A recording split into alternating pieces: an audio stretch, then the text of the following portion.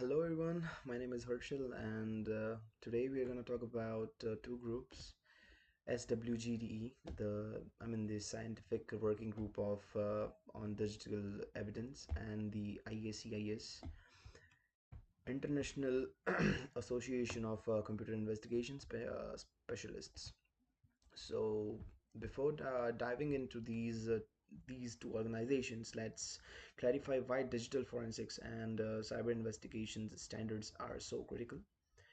So when a security incident occurs, okay, so whether it is a breach, insider theft, or even a criminal hack, the question isn't just how you prevent it next time, okay, but how you collect evidences and preserve it, and I would say ensure it stand up in court if you decide to prosecute. Okay, so without consistent investigation standards, you might gather digital artifacts only to have them declared due to improper handling or questionable chain of custodies. So that's where dedicated organizations like SWGDE and ISCIS fill the gap. Okay, now moving to the next topic. Okay, so here we'll talk about SWGDE, which is formed in the late 90s. Okay, so it is a collaborative body including a representative from law enforcement, the judiciaries, academia, and various industries. Like its mission is straightforward but far-reaching, established and update best practices for collecting and I would say examining the digital evidences. So, as SWGDE regularly publishes, technical documents and how-to guidelines,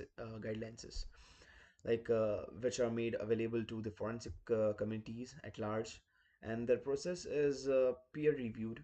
They draft guidelines, solicit feedback forms, and specialize and refine those documents until they represent a concierge, I would say, on the most scientifically valid approach. So this is actually, extremely helpful for smaller policies like departments or private forensic firms that may not have resources to develop their own through like for investigation protocols. And as we discussed earlier, if we look at Anthony Rose's scenario, okay, or the Salesforce mid pistol. Okay, so from my early examples, we can see that if an investigation had taken place, say, if manufacturers or law enforcement were collecting digital logs, the success for, these kind of success of that inquiry would hinge on a procedures that SWGD addresses.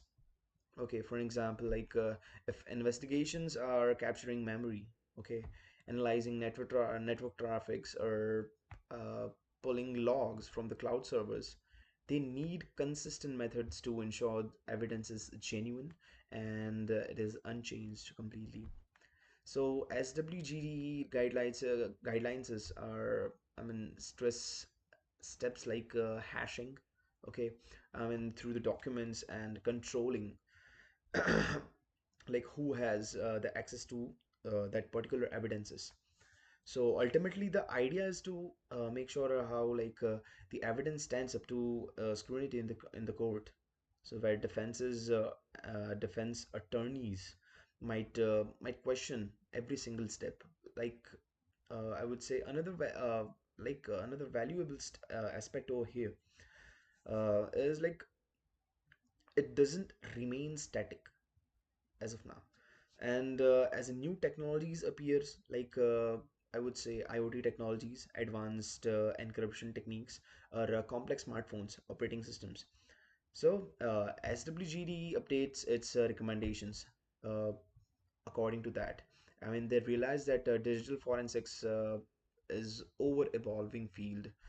What worked 5 years ago might be outdated by now.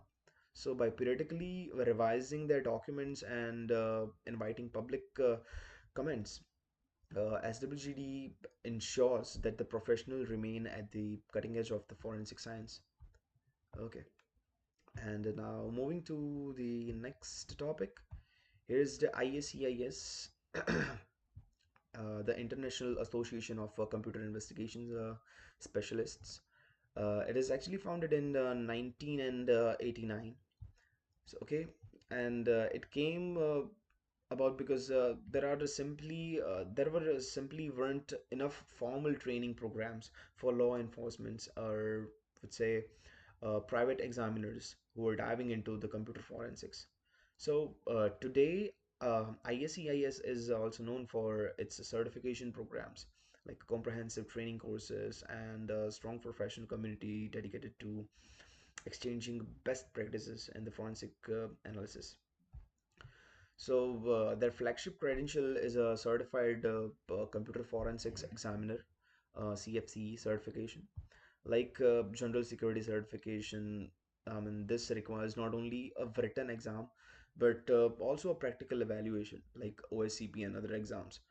Okay, where candidates actually must demonstrate their ability to perform the real world forensic tasks like imaging a drive, recovering deleted files, analyzing logs, and looking at that, and documenting. Everything in a legally defensible way. So beyond these certifications, I would say this offers an ongoing community of practices like members actually can tap into the others case experiences, okay, share their methodologies and their tips, or I would say troubleshoot their obscure artifacts from new devices. Okay, so they this peer support mirrors of like the open collaboration found in a group like SWGDE, and but I would just say that I ISEI is more training focused than the SWGDE.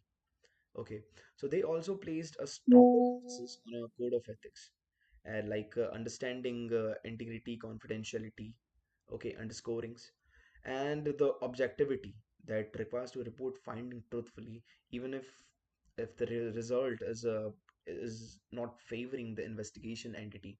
Okay, so that ethical dimension is critical in forensics in every ways, where you can your credibility in the court can make a break a case.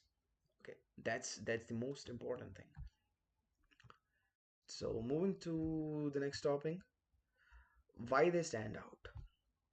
So you might wonder, so why are these two groups are so essential, and how do they differ from, okay, like I Isaka, Ernest, both are prominent in their fields.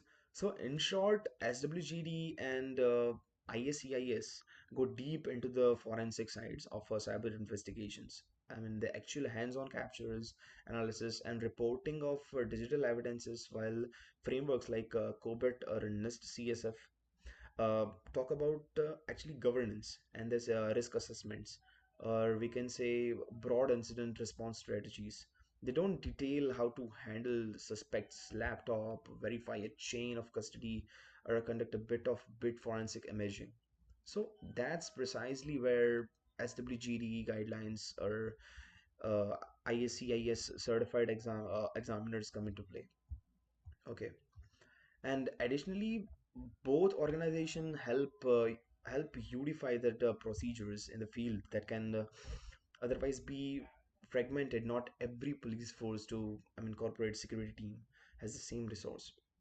Like having universal guidelines like these from SWGD and recognized certifications like ISEIS means that even smaller agencies or remote teams can apply consistent high quality forensic methods. Okay. And this shared foundation is especially critical in cross-border cybercrime cases, like where multiple jurisdictions need to combine evidence seamlessly. So, our last part is conclusion. We'll talk about this. So, by focusing on these two, we see two pillars of a cybersecurity investigation and digital forensics. So, SWGD offers living, peer-reviewed best practices that evolve with the new technologies. Ensuring evidence is gathered and preserved in a scientifically valid way. And in the other hand, ISCIS meanwhile provides, training, certifications, and community of the specialists committed to that particular metaphors. Ethical forensic works. So together they fill the investigation gap general security frameworks can't fully address, enabling practitioners not just reduce the cyber risk, but it also handle actual incidents in a manner that withstand legal scrutiny. Okay, and I would say that's the heart of it. In the event of a breach or a malicious hack, prevention alone isn't enough in my point of way.